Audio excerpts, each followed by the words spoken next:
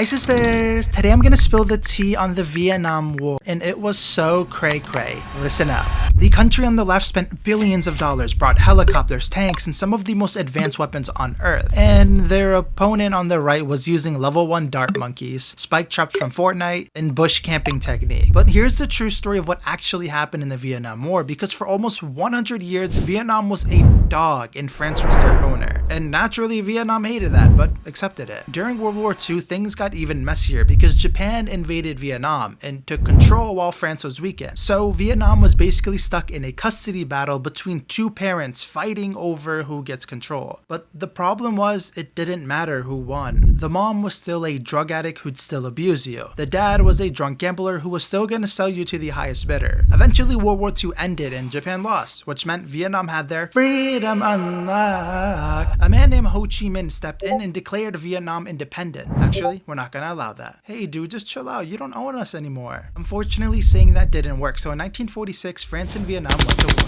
And it was called the First Indochina War, and for nearly 10 years, these two countries were fighting. And France was fine with it because they were rich, had military experience, and modern weapons. But Vietnam had something France couldn't easily defeat: guerrilla warfare. They didn't use guerrillas to fight, but they did something that changed wars forever. The Vietnamese soldiers would attack, disappear, and then blend into the environment. Basically, France bought a full gaming setup, then Vietnam unplugged the Wi-Fi. Eventually, in 1954, France lost. A major European power had been defeated by a small country fighting for their independence. But instead of Vietnam finally getting peace, it created an even bigger problem, because the Geneva Accords split Vietnam into two sides. North Vietnam followed communism, aka the government controls everything and everyone's equal. You're a doctor? Cool, you get paid the same as the homeless guy outside. Wait, except there were no homeless people because the government also decided where everyone lived. South Vietnam followed a more Western style system, more freedom, and it's just the United States, and just don't overcomplicate it. But some people inside South Vietnam supported communism and wanted to overthrow the government. These fighters became known as the Viet Cong. They were backed by North Vietnam and actually got really strong. The US was getting nervous. If South Vietnam falls under a communist government, then the countries around them will slowly be engulfed by that ideology. So the US started to send military advisors and supplies to South Vietnam. Despite all of this chaos happening, South Vietnam had its own problems. Diem was Catholic. Vietnam was mostly Buddhist. Catholics got the jobs, Catholics got the land, Buddhists got left out. In 1963, his government banned the Buddhist flag. People protested. A monk set himself on fire in front of the world. Nobody forgot that. By November 1963, Diem had lost the Buddhists, lost the public, lost his own army. His generals decided he was the problem, so a group removed him. Then it killed him. Now South Vietnam had a big war coming. Guys, how many times do I have to tell you we're not in war with Vietnam? Except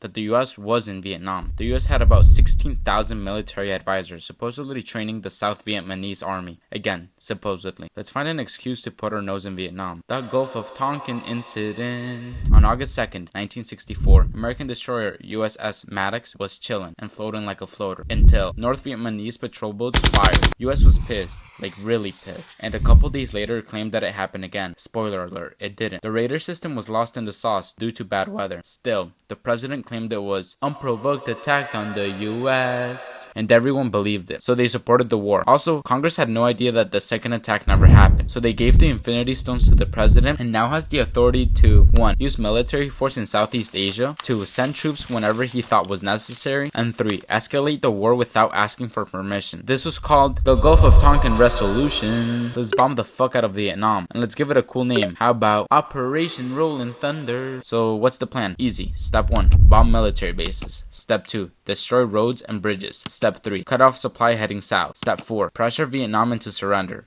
So did it work? Nope. And the operation that was supposed to last only 8 weeks lasted about 3 years. Over 800,000 tons of bombs were dropped. But it seemed like the harder the US went, the stronger North Vietnam became. And while the operation was happening, the US also sent combat troops. About 3,500 US Marines arrived at Da Nang. They were here just to protect their air bases, except that they weren't. Within months, the Marines were fighting deep in the jungle. This should have been a breeze, but it wasn't. You know what they say, never judge a tall white skinny boy because they might have a huge weapon. What made this war so difficult was Vietnam's strategy called guerrilla warfare. In simple terms, do small surprise attacks rather than huge battles, a ton of booby traps in the jungle, blend into civilians after attacks, and fight only at night. Sounds like they're a bunch of little bitches. Partly. because despite all the disadvantages, they never gave up. The one advantage they did have was fighting in their home field. They used the jungle as an advantage, made tunnels that stretched up to 240 kilometers, and inside those tunnels they had napping quarters, kitchens, hospitals, weapon storage, and command centers. The tunnels were so tight that your fat ass wouldn't fit. So the US sent all the short kings. America had all the technology in the world. They had helicopters, massive airstrikes, B-52 bombers capable of flattening entire sections of the jungle, and chemicals that caused leaves to fall off trees and other plants. The Battle of La Drang, one of the first major battles between Vietnam and the US. This was a battle where the US tested its technology by flying in troops directly to battle. The US used airstrikes and artillery, but friendly fire was turned on and the airstrikes were called in dangerously close to friendly troops. No clear winner in this battle. In other words, everyone was a loser. Anti-war protest. Too many soldiers were dying. The US was fighting a war it couldn't win. And on top of that, they doubled down and lied to the public. I got news. New president was elected and he is going to slowly leave Vietnam. The reason being is that by 1969, the United States has a problem. Actually, several problems. War is expensive and American casualties keep rising. And back home, millions of people are asking, why are we still here? Enter President Richard Nixon. His plan, Vietnamization, which basically means instead of Americans fighting the war, South Vietnam fights the war with American training, American weapons, American money, and hopefully American soldiers can finally go home.